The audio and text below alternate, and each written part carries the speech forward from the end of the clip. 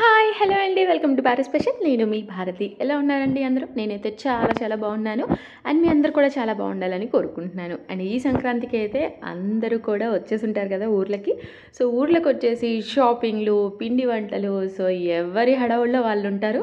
And at the same time evening అయితే చల్లగా ఉన్నప్పుడు ఏదైనా క్రిస్పీగా వేడిగా తింటే చాలా బాగుంటుంది కదా.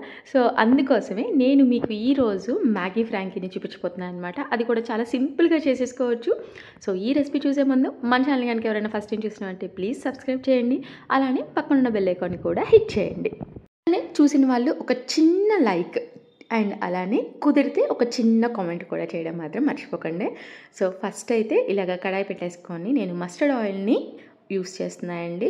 నూడిల్స్ అండ్ ఫ్రాంకీస్కి ఏంటంటే ఈ టేస్ట్ చాలా బాగుంటుందన్నమాట. సో ఇలాగ కొంచెం ఆయిల్ని యాడ్ చేసేసుకొని కొంచెం ఆవాలు, జీలకర్ర and at the same time కొంచెం సోంపు కూడా యాడ్ చేసేసి కొంచెం ఉల్లిపాయలు పొడవుగా కట్ చేసుకొని ఇలాగ సాఫ్ట్గా కొంచెం వేగిపోయిన తర్వాత అలానే క్యాప్సికమ్ కూడా యాడ్ చేసేసుకొని కొంచెం బీన్స్ కూడా యాడ్ చేసేసుకోవాలండి.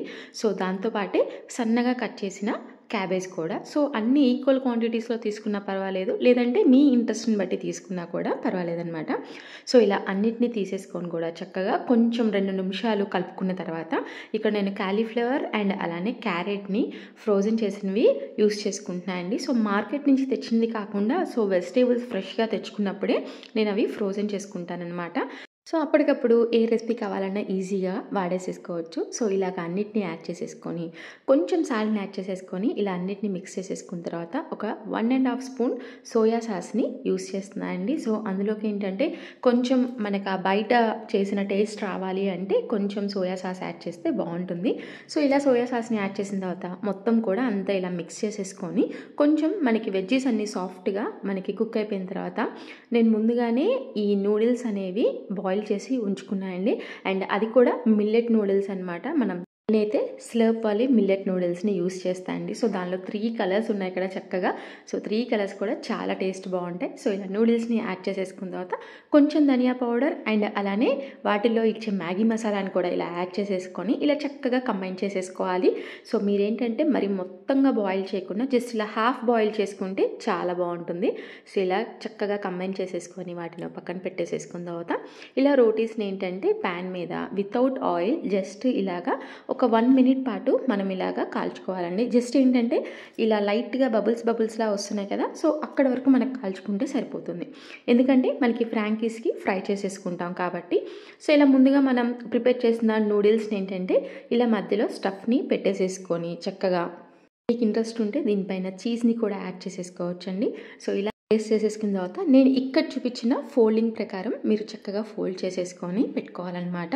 సో ఇలాగ ఫోల్డ్ చేసేసుకొని పెట్టుకున్న తర్వాత మనకి ఏంటంటే అవి బయటికి రాకుండా మీరు మైదాతో కానీ లేదంటే అట్లీస్ట్ టూత్ పిక్తో కానీ మనము గుచ్చుకొని పెట్టుకోవచ్చు అనమాట. సో అప్పుడేంటంటే లోపల స్టఫ్ అనేది బయటికి రాకుండా ఉంటుందండి. యాక్చువల్లీ మైదాతో అయితే ఇంకా మీకు బాగా పలుచగా వస్తాయి, బట్ మైదా అంత సేఫ్ కాదు కాబట్టి, అంత హెల్దీ కాదు కాబట్టి నేను ఆటాతోనే చేసేసుకున్నాను అనమాట. సో ఇలాగా అన్నిటినీ కూడా ఇలా రెడీ చేసి ఉంచుకున్న తర్వాత జస్ట్ డీప్ ఫ్రై కాకుండా షాలో ఫ్రై లాగా కొంచెం ఆయిల్ని యాడ్ చేసేసుకొని ఇలాగా మనం ఫ్రై చేసేసుకోవాలండి. సో ఒకవైపు ఫ్రై అయిపోయిన తర్వాత ఇంకోవైపు కూడా చిన్నగా రొటేట్ చేస్తూ ఇలా 2 సైడ్లు కూడా జాగ్రత్తగా మనం ఫ్రై చేసేసుకోవాలండి. సో ఇలా ఫ్రై చేసేసుకున్న తర్వాత చక్కగా వీటిని ప్లేట్లోకి తీసుకొని టొమాటో సాస్తో కానీ టొమాటో కచప్తో కానీ చక్కగా సర్వ్ చేసేసుకుంటే వేడిగా చాలా బాగున్నాయండి. సో కొంచెం డిఫరెంట్గా కూడా చాలా బాగున్నాయన్నమాట. అటు నూడిల్స్ తిన్నట్టు ఉంటుంది, ఇటు ఫ్రాంకీస్ కూడా తిన్నట్టు ఉంటుంది. సో మీకు నచ్చితే లైక్ చేసి ఫాలో అవ్వండి.